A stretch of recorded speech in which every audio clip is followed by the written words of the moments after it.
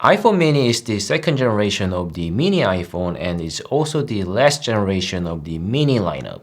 The mini series was launched in 2020 and after just 2 years, Apple had to let it go. Why did Apple have to kill the mini lineup just after 2 years? Is to this story and I'm gonna tell you why through my iPhone 13 mini review. First of all, although iPhone mini is gone, that doesn't mean it's not a good phone. iPhone mini offers unusual experience that we don't have on a modern day smartphone, and that is an absolute one-hand controllability. As the name says, iPhone mini is a very small phone. The 13 mini has 5.4-inch display and is so small that even a guy with small hands like me can easily reach from one corner to another. I really like this one-hand controllability because I can use the phone while I'm walking and I always have a complete full control. I can tap anywhere on the display because the entire display is within my thumb's reach, so it's so easy to use this phone with only one hand. And thanks to the small size, it feels really compact. When you put the phone in your pocket, you will realize that it just glides into your pocket. And as the size of this phone shows, it's really light too. It weighs just under 140 gram or 5 ounce and it's just lighter than the SE version. Moreover, the aluminum frame around the body definitely helps keep its weight light. So it's absolutely easy to keep this phone in your pocket and it doesn't make your pants fall down at all. Although iPhone 13 mini's display is so small, it has the same quality as the base model iPhone 13. The Super Retina XDR OLED display gets as bright as 1200 nits at its peak level and 800 nits in high brightness mode. It's not the brightest display in 2023, but still it's bright enough to use in strong sunlight. Though it drains a lot of battery when you use it at the maximum brightness, everything is impressively legible. And this display makes iPhone 13 mini a really special small phone because it's hard to find a smartphone with sub 6-inch high quality AMOLED display these days. And there's absolutely none in sub 5.5-inch domain. Please let me know in the comment section if I'm wrong about this, but if I'm right, this is the only phone that offers superb AMOLED display experience in this 5.4-inch small form factor. And that's just nice. And this phone comes with the dual camera module on the back with 12 megapixel selfie camera on the front. The selfie camera is the same one that we get on the Pro and Pro Max model, but the rear camera is a non-Pro spec module without LiDAR scanner and telephoto lens for portrait photos. Actually, it's the same camera module on the base model iPhone 13, so you don't get worse camera just because you paid $100 less. And the image quality you get is not bad. You get the usual iPhone photos with almost no shutter lag and the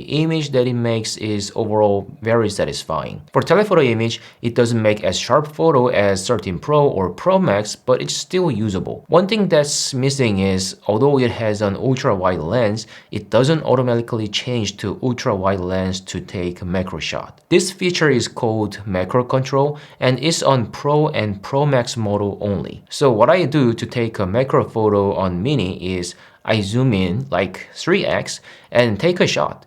Frankly, it doesn't look like a perfect macro shot, but with a bit of cropping in, you get a macro looking photo. But with all these merits, the Mini has a serious disadvantages, at least for me or some other people. The first thing is, and this is a very critical point, the battery life of the Mini is below average. It has 2438 mAh battery inside, and I think this isn't enough even for city people. I'm a city guy myself, and when I leave my home around 7 a.m. and don't charge the phone at all for the day, I get like 20% left in the evening and sometimes even in the afternoon with heavy usage.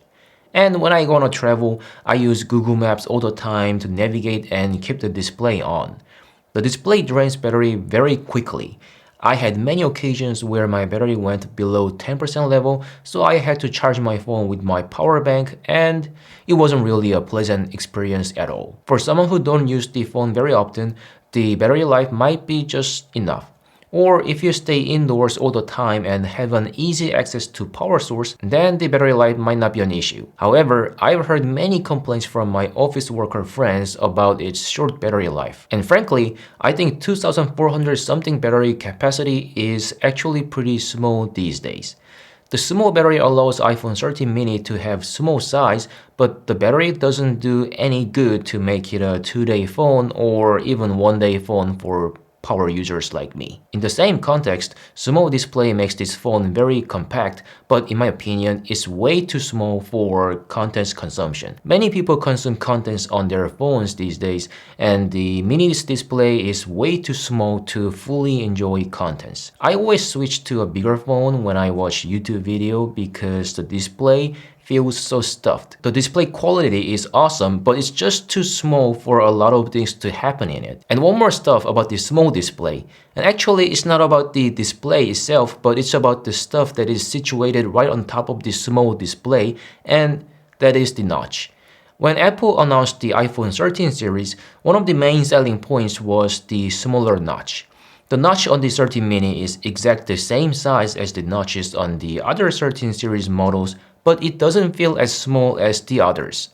The thing is, since it has the smallest display among its family, the relative size of the notch looks bigger than its big brothers and sisters. So the downsized notch is hardly noticeable on the 13 mini. And the dual camera system on the back lacks telephoto lens. It's a marketing strategy to divide pro and non-pro model, but it would have been much better if the mini had a telephoto lens. Besides, unlike pro model, the camera module on mini doesn't support macro control. I'm a bit disappointed with this because Apple is not giving us full features although it has fully compatible hardware. I mean, at least it has ultra-wide lens that you can use. And lastly, Mini has 60Hz refresh rate, and this makes the display less smooth than the Pro Motion or the 120Hz refresh rate on Pro models. Frankly speaking, it's not that noticeable because it has a small display, but when you compare it to Pro models side by side, it's definitely less smooth and noticeable. Does this ruin user experience? Absolutely not. Apple's iOS is very smooth already in terms of its animation effect, and the display is not that big enough to notice the huge amount of the difference. Besides, lower refresh rate consumes less energy, so it's maybe the right refresh rate for the Mini because its battery life is already below par. So all in all, it's pretty obvious that iPhone 13 mini isn't for a power user.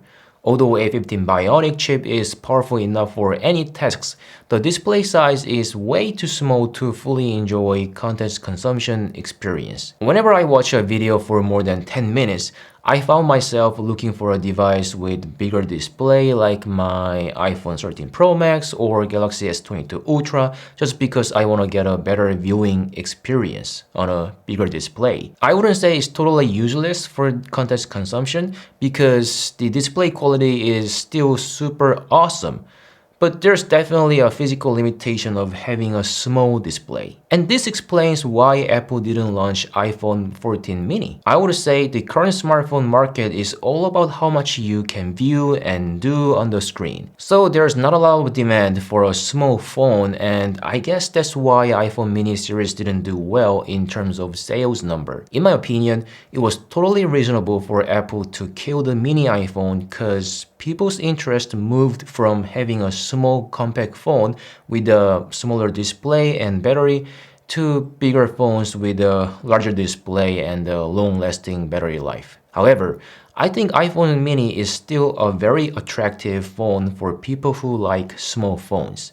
The one-hand controllability is super awesome and it's a lot easier to tap anywhere on the small display. You usually need both hands to fully control big phones, but this one-hand controllability makes the Mini a very appealing, attractive, small smartphone these days. Plus, it has the same chip as the rest of the 13 lineup and the base 14 model and the Plus model, except one less GPU core. The 5nm A15 Bionic is still an absolute workhorse that delivers anything you demand. It's fast, energy efficient, and doesn't heat up even after a long demanding task. So I think the iPhone 13 mini is the unfortunate last mini, but it actually has its own benefits.